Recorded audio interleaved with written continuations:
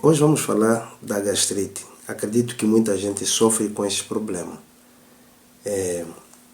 Mas na verdade, antes de falar mais da gastrite, eu vou falar um pouquinho da azia, o que acontece, né, quando você está com esses problemas todos digestivos.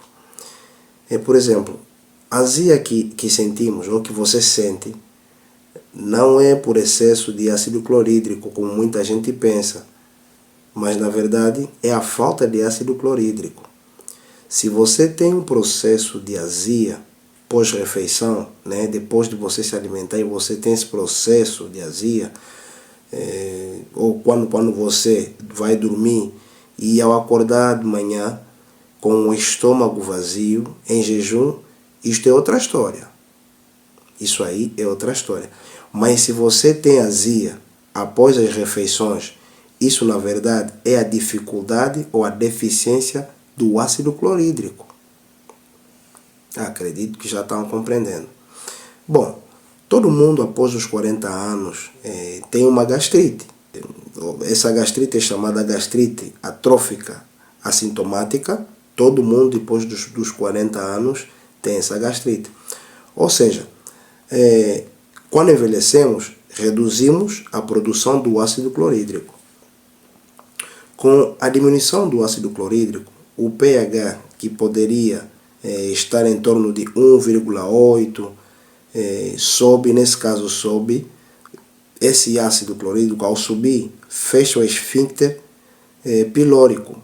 E fechando o esfíncter pilórico, aí começam os problemas, porque ele é pH dependente, esse esfíncter pilórico é pH dependente. E abre esfíncter esofágico, ou do esôfago, por este ser também de pH dependente. Acho que estão compreendendo. Estamos indo, prestem muito bem atenção. E aí acontece refluxo. Só que o refluxo é de um pH do estômago de 3 a 4. Só que o estômago ou o esôfago tem um pH de 7. E quando esses 3 ou 4 chegam no esôfago, cria esses problemas. Portanto, há uma irritação, né? E você sente azia. Isso é que acontece.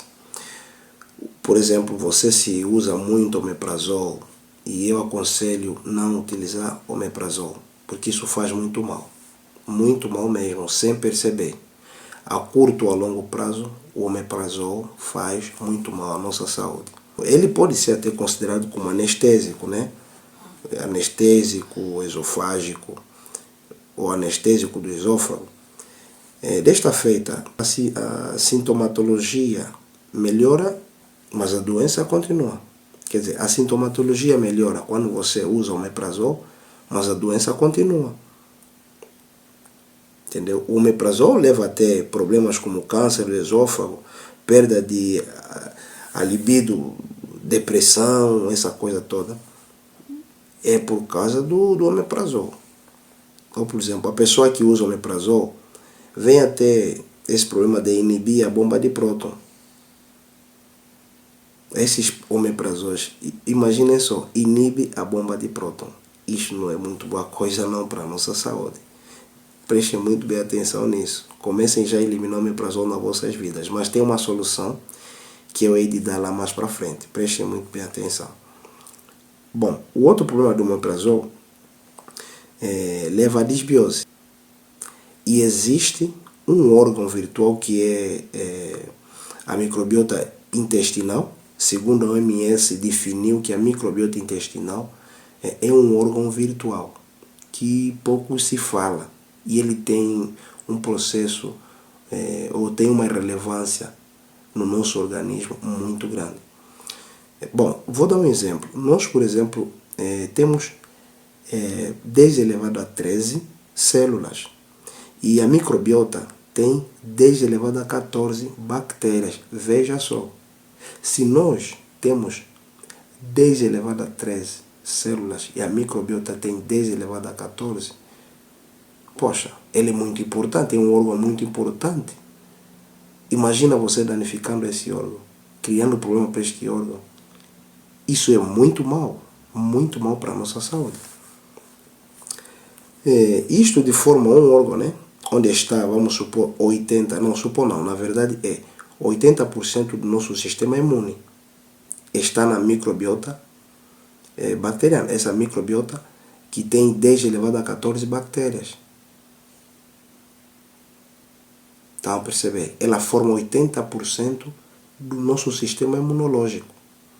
Então, quando você toma os inibidores da bomba de próton, você mata a microbiota e isto causa aquilo que nós chamamos de hiperpermeabilidade intestinal. Veja só o problema que causa o omeprazol quando você usa o omeprazol.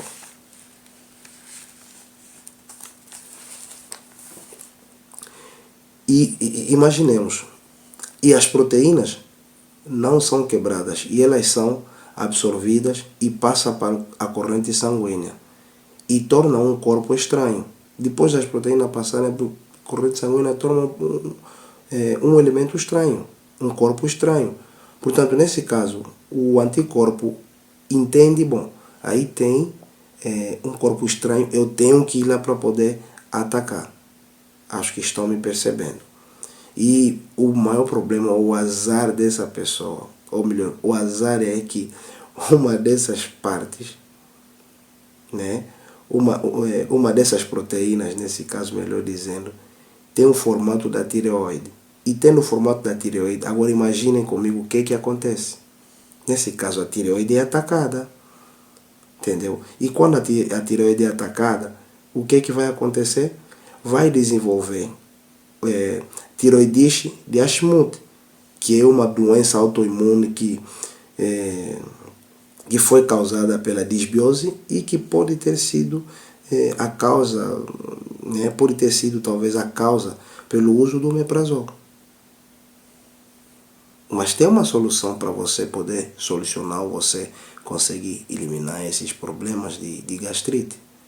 E a solução está na sua casa. Eu tenho alguns vídeos que já publiquei, já foram publicados. Acredito, se vocês procurarem achar esses vídeos, vão encontrar o que vai fazer você não precisar do omeprazol e você curar da sua gastrite para sempre. E é algo muito fácil, vocês têm na cozinha. E muita gente rejeita e muita gente ignora. Talvez por falta de tempo, talvez por não querer mesmo. Então, este é o nosso vídeo de hoje. Mas vou deixar um segredo, né? A dica é a seguinte, o segredo é este. É o limão. O limão é antigastrite. Podem crer, vocês podem até dizer, não pode, o limão contém muito ácido, não. O limão é antigastrite. É o limão que resolve esta situação. Nos próximos vídeos, se vocês tiverem alguma dúvida, procurem saber como você deve utilizar o limão para que você resolva seu problema de gastrite. E agradeço por você ter estado conosco. Muito obrigado.